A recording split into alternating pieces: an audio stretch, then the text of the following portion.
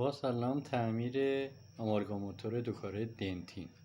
ما وقتی استارت رو میزنیم، سر تایمی که میذاریم آمالگاماتور باید سر اون تایم به اصطلاح کپسول یا حالا مواد پودر رو قاطی کنه و سر اون تایم کارو انجام بده و دستگاه خاموش بشه.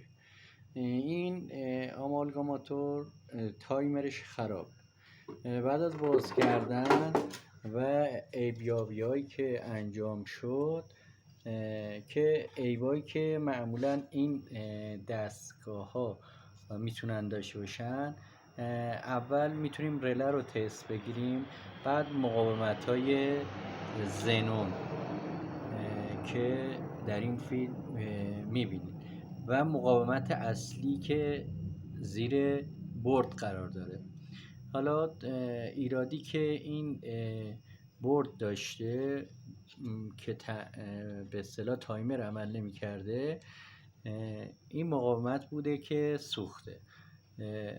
دلیل خرابی میتونه این آیسی هم باشه و حضور شما که عرض کنم و مقاومت های زنونی که گفتم. خوشبختانه این مقاومت رو ما ایراد پیدا کردیم، مقاومت سوخته بود، تعویض کردیم. الان آمالگاماتور تایمرش سر هر تایمی بذاریم کار میکنه.